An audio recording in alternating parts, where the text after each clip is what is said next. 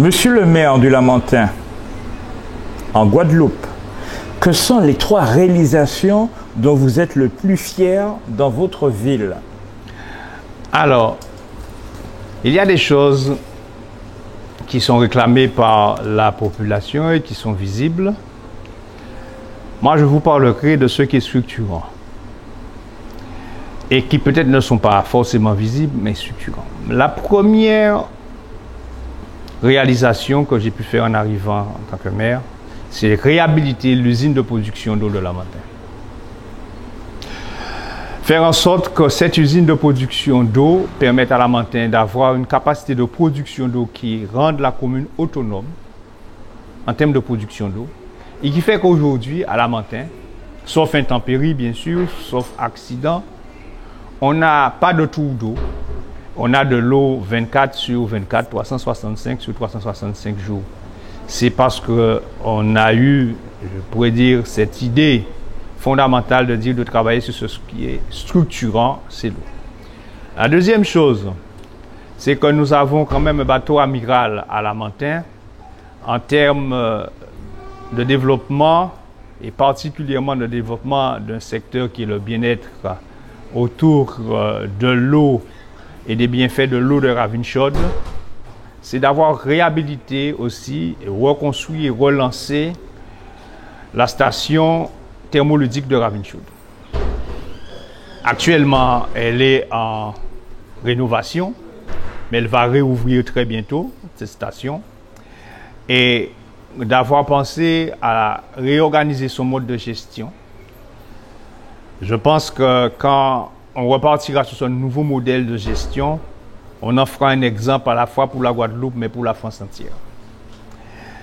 Et puis, troisième réalisation importante, c'est tout ce que nous sommes en train de faire au bout de Lamentin, de manière générale, à la fois, bien sûr, sur les bâtiments à liture, mais sur la redynamisation et l'aspect mémoriel du bout de Lamentin qu'on est en train de travailler et faire du bout de Lamentin un centre mémoriel, un espace mémoriel important pour le développement de Lamentin. Il y a d'autres réalisations telles que l'école de Caillou Haute qui sera l'une des plus grandes écoles de la Guadeloupe, mais je veux m'arrêter à ces 3-là qui ont du sens. Il y a une explosion de la délinquance chez les jeunes. Comment y faire face? Alors, le problème de la délinquance chez les jeunes est un problème de société, voire peut-être même un problème de civilisation. Je le dis pourquoi? Parce que le problème de la délinquance chez les jeunes n'est pas un problème guadeloupéen, ce n'est pas un problème lamentinois, ce n'est pas un problème français. C'est un problème qu'on retrouve dans toutes les démocraties et les démocraties modernes d'aujourd'hui. C'est un problème qu'on retrouve dans la Caraïbe. Vous allez faire toutes les îles de la Caraïbe, vous allez retrouver le même problème. C'est un problème lié aux pertes de valeur.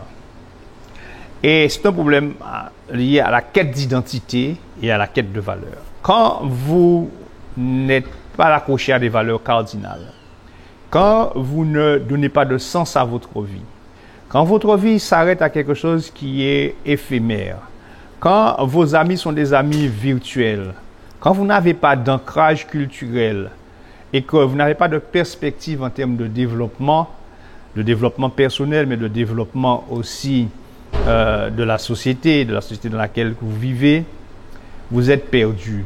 Et quand vous êtes perdu, vous êtes à la merci du premier qui vous fait rêver. Et aujourd'hui, nous avons des rêveurs qui ont très bien compris qu'il y a un marché pour nos jeunes, ce sont les dealers. Et ça commence par là. La dérive de la jeunesse, parce qu'aujourd'hui, ils entendent les sirènes des dealers. Et ils entendent mieux les dealers que leurs parents, ils entendent mieux les dealers que le prêtre, ils entendent mieux les dealers que leurs enseignants, et ils entendent mieux les dealers que leurs pasteurs. Et c'est là le problème. Qu'est-ce qu'il faudrait mettre en œuvre afin de réduire le chômage en Guadeloupe? Si on veut réduire le chômage en Guadeloupe, il faut sortir, je le dis tel que je le pense, de cette économie héritage du colonialisme. il y a encore chez nous un modèle économique qui crée de la dépendance, qui ne crée pas de développement, qui ne crée pas d'emplois marchands comme il le fallait, qui ne crée pas de valeur ajoutée et qui ne structure pas notre pays pour assurer demain son avenir.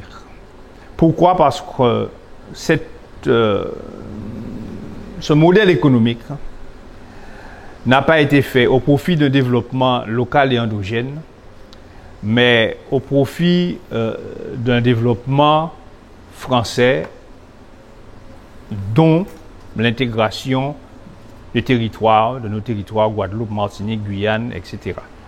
Je ne dis pas outre-mer parce que mon outre-mer à moi, il est à Paris. Quand je suis ici, outre-mer est à Paris. Donc, il faut revoir ce modèle économique parce que moi, je pense qu'il n'y a que l'emploi marchand, le développement économique, il n'y a que le dynamisme économique qui peut permettre de combattre durablement le chômage. Bien sûr, il y a des emplois de fonctionnaires, il y a des emplois dans le tertiaire, etc., qui ne sont pas négligeables. Mais tout ça va avec une économie qui fonctionne, une économie de production, que ce soit de la production intellectuelle, de la production de biens, qui fonctionne et qui puisse alimenter effectivement le secteur tertiaire. Donc pour moi, il faut aller vers le développement économique et vers la croissance pour combattre le chômage. Faudrait-il remettre en place la taxe d'habitation, comme le réclament beaucoup de maires? Alors je ne dirais pas qu'il faut remettre en place la taxe d'habitation. Je dis qu'il faut refondre le système fiscal avec une taxe qui serait beaucoup plus juste que ce qu'on connaît aujourd'hui, puisque faire disparaître la taxe d'habitation de façon à pouvoir aider certaines populations et des sous-populations en précarité, c'était pas forcément une mauvaise chose. Mais faire en sorte que tout le monde puisse échapper à l'impôt et faire peser l'impôt uniquement, l'impôt local en tout cas, uniquement sur les propriétaires, et particulièrement les propriétaires fonciers, c'est injuste par rapport à l'impôt. C'est injuste par rapport à l'impôt local. Parce que quand moi je suis maire et que je construis une route, que je construis des écoles, c'est pas que pour les propriétaires. C'est pour tous ceux qui habitent et qui vivent dans la ville. Donc il faut repenser la taxe et je pense qu'il faut penser à une taxe citoyenne. C'est mon point de vue. Je l'appellerai taxe citoyenne parce que ça vous rend responsable. Vous payez quelque chose, vous attendez un service en retour et vous vous sentez contribuable dans le sens où vous contribuez au développement.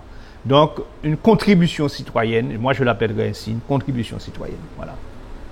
Seriez-vous favorable à ce que la Guadeloupe ait une TVA à taux zéro comme en Guyane?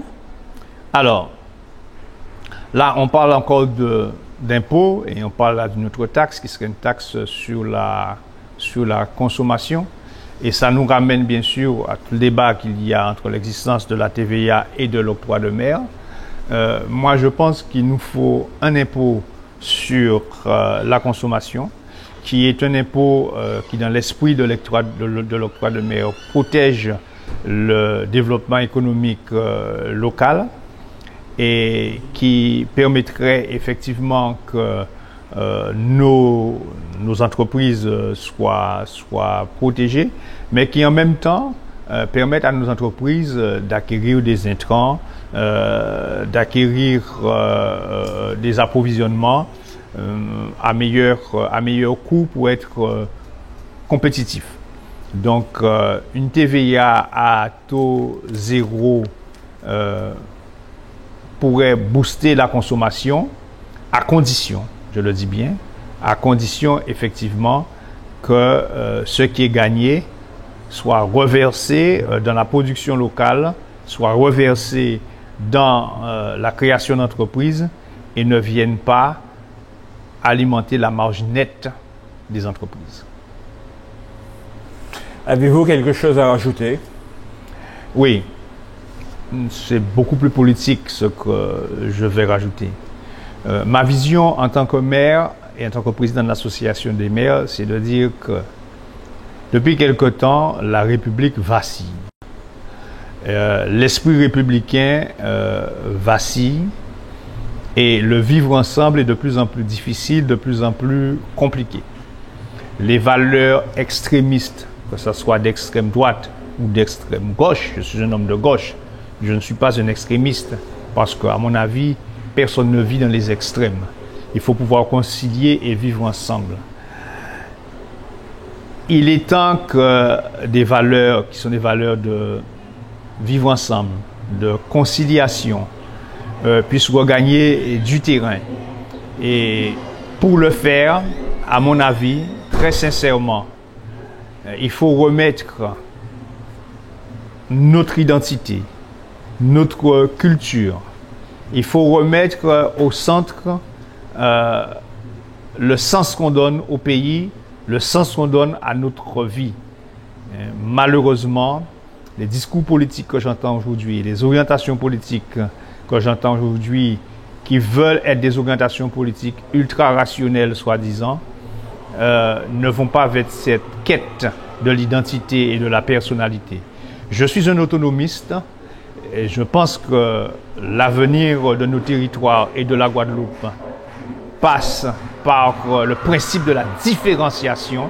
On ne peut pas gérer ici comme on gère à Paris.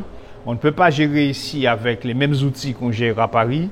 Même si je défends la solidarité, je défends la solidarité nationale dans le cadre de la République française et l'esprit républicain. Mais je pense que le principe de la différenciation, c'est ce principe-là qu'on devrait mettre en avant et nous construire sur des bases identitaires qui sont les nôtres.